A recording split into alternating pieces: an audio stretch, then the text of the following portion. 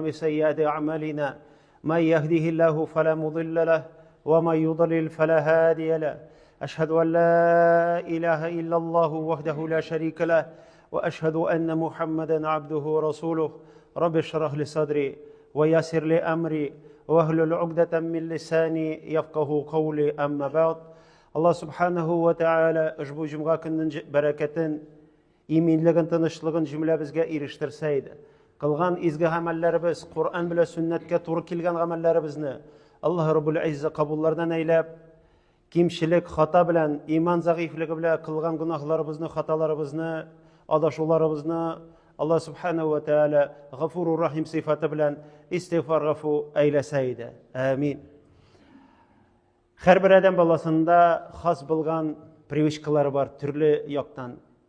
Kimdir yumart, kimdir soran, kimdir ashulana turgan, qo'yni turgan kishi, kimdir kishira bila turgan, kimdir kishira bilmay turgan.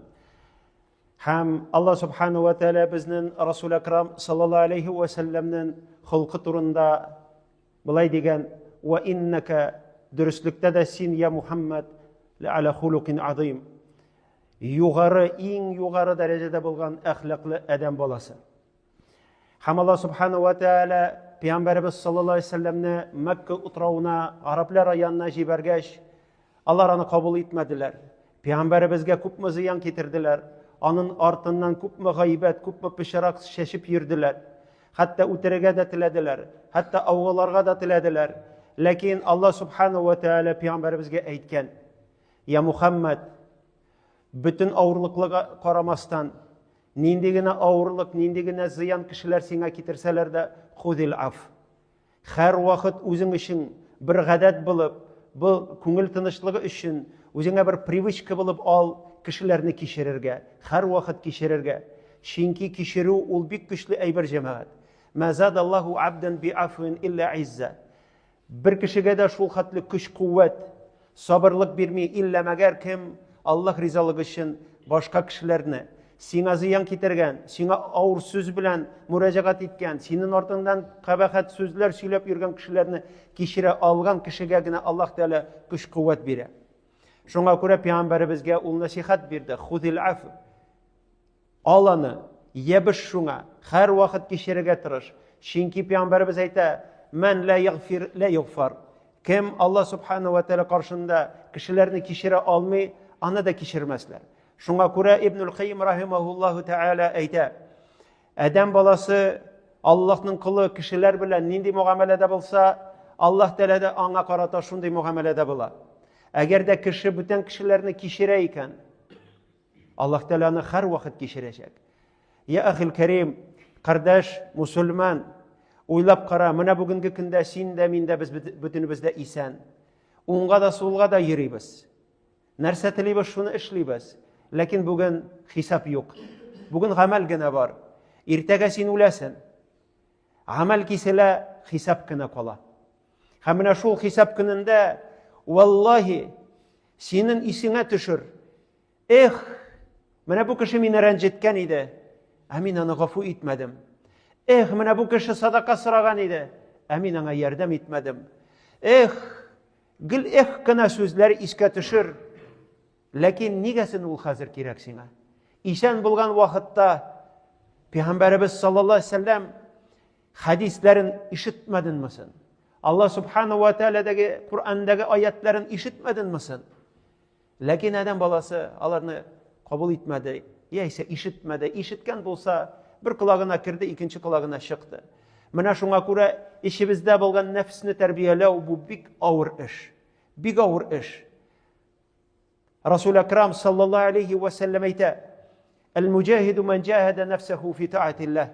Shin mujahid kishi, tirishli kishi, o'zining nafsini xo'ja bila olgan, ashu kelgan vaqtda kishira olgan, soronligi ustunlik olgan vaqtda soronligini bosib, o'ng qo'lini so'zib, o'ng qo'lga sadaqasini bera olgan. Yordam etasi kelmagan vaqtda o'zini xo'ja bila turib, nafsini xo'ja bo'lib, kerak yordam etirga deb, chunki kishiga yordam etgan vaqtda eng avval sen o'zingga yordam etasan.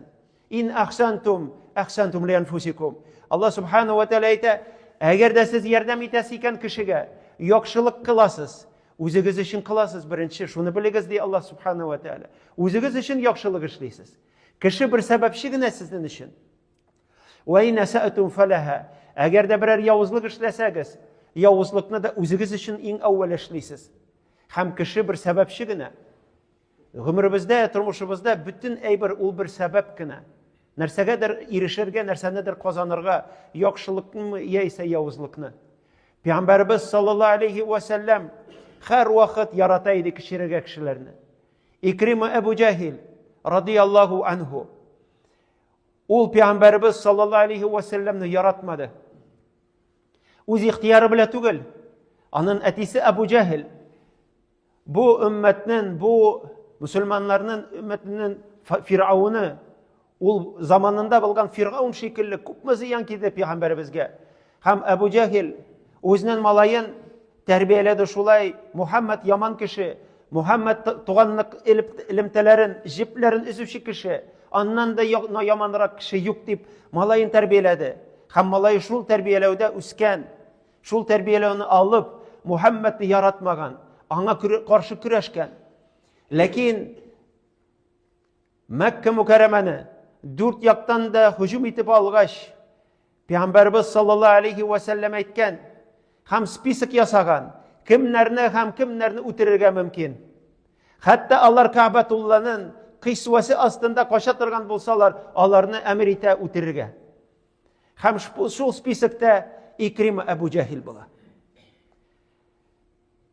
Аның хатыны Икрима шул көнне качкан була. Жиракка качкан була. Мухаммадтан куркып. Мухаммад саллаллаһу алейхи ва саллям аны үтерә дип. Һәм ул лайыклы булыр иде үлемгә. Чөнки күпме зыян китерде Пәйгамбәрбезгә һәм сахабаларга, дингә.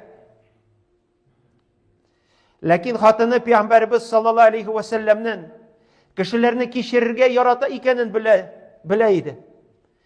Күп кешеләрне кичерә иде. Аллаһның әмерен үтәүче бит.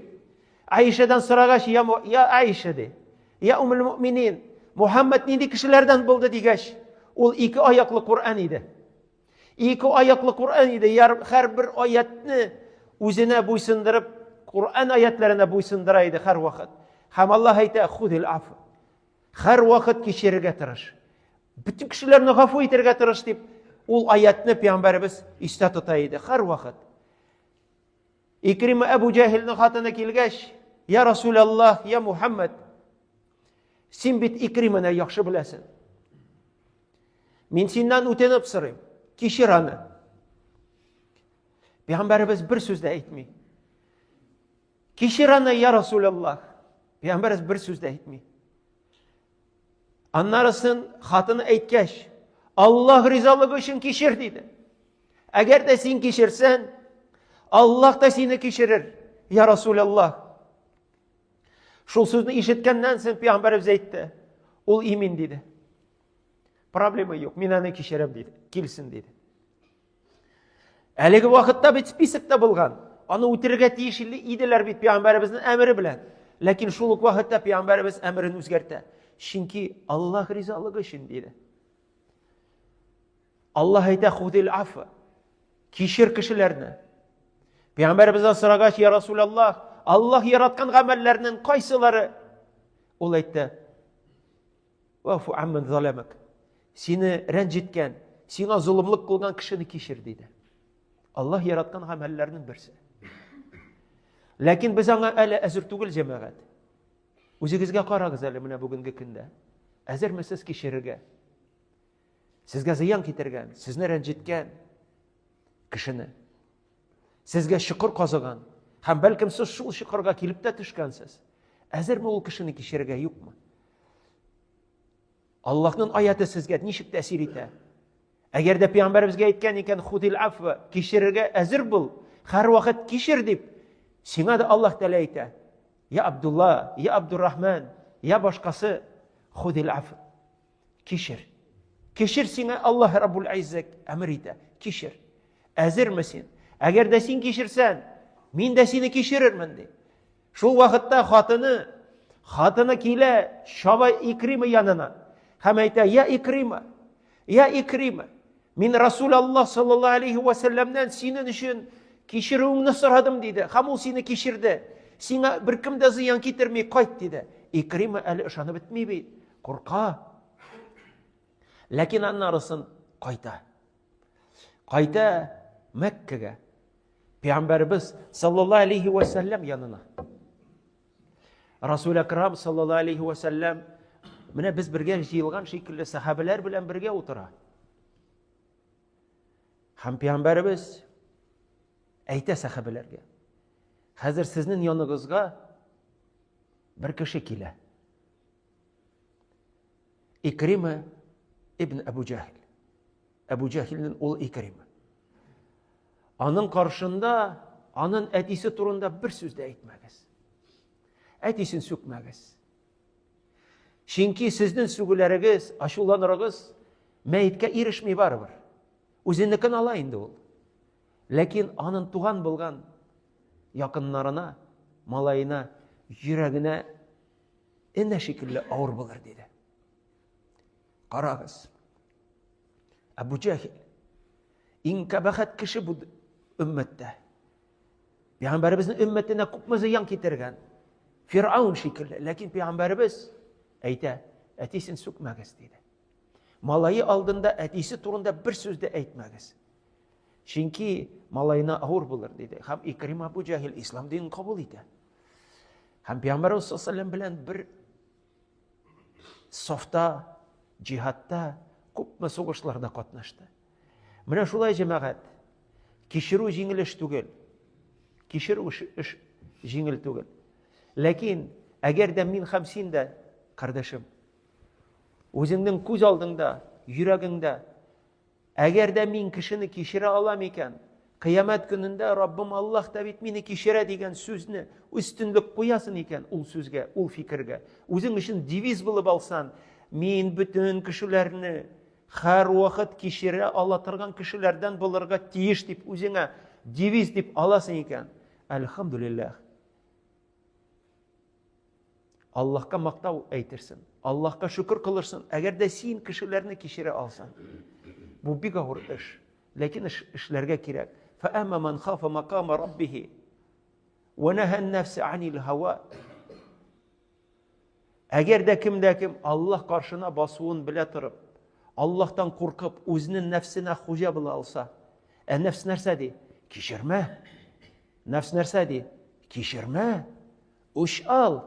Atamsti bu kişiге. Hem başka iş işle. Sen aytasın, yok. Men sana nefsim. Yusuf aleyhisselam aytışlay. İnne nefse leemmaratun bis-su. Dürüstlükte de nefs her vakit yavuzlukni gina emriydi.